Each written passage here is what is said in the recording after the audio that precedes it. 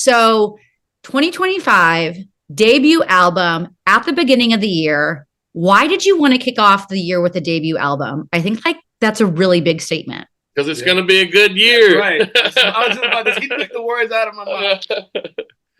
I set you guys up. That was an alley-oop. I set you guys up for that one. But yeah, in all honesty, chat with me a little bit why you thought just, January was the perfect time for this album. Yeah, really. I mean, we were working on finishing up, some of the songs we had written and kind of getting everything produced. We co-produced half the record with Jay DeMarcus, who obviously, whoever doesn't know, is one of the members of Rascal Flatts and started our label. So, 2025, we feel like it's going to be an awesome year for getting out and playing shows for us. We're super excited about how much we're going to be on the road this year. 2025, we're all the way live. Yeah, that's right. We're coming. Insane, right? So we figured why not start the year off with the music and then just follow it up by playing a bunch of shows. I love it. Working with Jay DeMarcus, I think I would wet myself. I found a very old picture of me with all of my Rascal Flatts fan club gear from 2013. So I've been swapping that back and forth with with their team. So hopefully that gets to him because it's quite embarrassing. That's right. Well, yeah, I mean, working with Jay's amazing. Yeah. It's kind of, he's a character too. Sometimes you gotta pinch yourself a little bit and be like, wow, like, we listen to those guys growing up. So getting to work with somebody like that on a regular basis is pretty amazing. And he's such a talented musician and producer and knows all about the business now too. So it's a great person to be working with. I love it. So 12 songs. Thank you for 12 songs. I think that is a very manageable album to digest. So I thank you for that. But I have a feeling it took some whittling down to get to 12. So how did we end up with these 12? Yeah, well, some of them had already been out. Let's see, How You Don't was on our first EP. And that was kind of like, we loved that song. And that EP was like a really, like, I wouldn't call it rough, but it was more like a live recording. Like we did all 5 songs in one day. And so that song kind of had stood out as one that we love playing live and have fun with. And we wanted to just bring the energy up and make it more rocking. So stuff like that. It's like, when you do the full length project, you want to take all of your best work up to that point and put it all together. So sometimes you write another song that you want to replace it, but it's too late. Yeah. So you're going to save it for the next one. Exactly. But yeah, it's honestly, we will pull our hair out trying to pick 12 songs. So just, it's part of the business. We get it, but hey, we'll put out as many as we're allowed to. Right. I love it. It's like picking your favorite children. You're going to come this time. You have to wait. Something like exactly. That. Yeah. But I feel like there's a really good mix of songs that you guys have written in outside cuts. So I'm interested to know how you guys approach an outside cut and how that gets the official okay from you guys to get recorded. Like, what does that song need to have in order to land on your project? Yeah, it's definitely like it's a teamwork thing, you would call it, with the label. I mean, there's some heavy influence on, hey, we really like this song, we think you guys would sound great on it, and then sometimes it's like cut a demo vocal on it and see how we like it. And once in a while it's kind of like a give and take thing. It's like, all right, like y'all think this is going to be a big chance for a big song, and we like this one, and we're like, all right, let's try them both and see what happens. And also it had to give us the feeling too. Like, yeah, just don't want to jump on anything. And we pick based off of our energy on stage and like what we're going to do live, and if it feels right and it's good, we love it, we're going to do it. That's pretty much it. But as natural as possible. We want to. Yeah, I love it. It's got to fit the vibe. If it doesn't fit the vibe, you're out. No, I'm kidding. It has to say something that we want to say too. Yeah. That's so important because there's thousands, if not millions, of songs out there. So, but one of the outside cuts I want to chat with you about is About Damn Time. The writer list on that is pretty heavy hitting. For those who don't know, that's Tyler Hubbard, Hardy, Hunter Phelps, and Bobby Pinson. Wow, that was a mouthful of heavy hitters. Yeah. So talk to me about how that song ended up in your lap. Well, the label had found that song. I guess Kelly King at the label and they were super excited about it being our first radio single. We kind of wanted to come at radio a little bit rowdy, which that song was, and who knows? Maybe they liked it, maybe they didn't, but that's what we did. And the list of writers, obviously, so talented. Yeah. Awesome.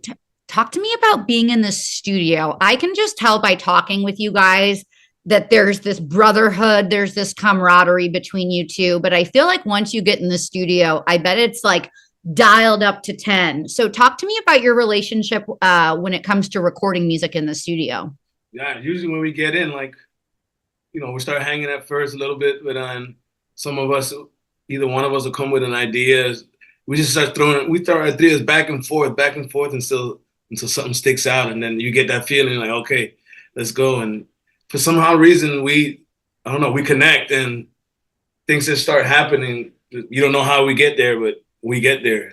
Yeah, it's also cool to see, like, when you're actually recording the songs, the musicians that come in and play on the records, which Leo plays bass on the records, which is cool. And the other musicians that play on the records are such talented guys, in town, and they play on so many records. And so it's cool to see them come in and hear what we've created and go, okay, well, we definitely want to keep this part, but we want to add to this and play, what do you think about this lick or this drum fill or this? And you kind of just get to piece it all together with their imagination as well. That's actually some of my favorite part once we get the band in, it just takes it to another level. And yeah.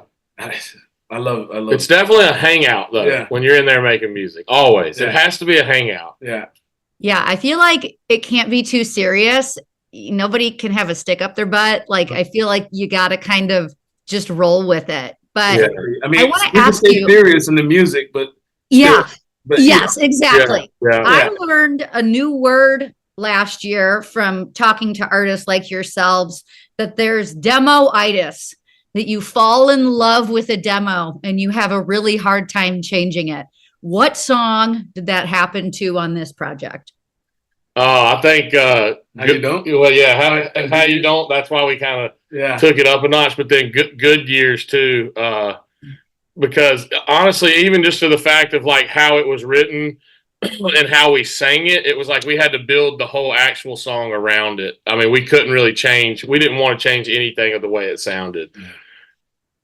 Hell of a High is like that too. Hell of a High is pretty much the exact spitting image of what the demo was like. Really? See, I love when that happens. I love when the demo, you're like, done, check, point for me, let's move on with the day.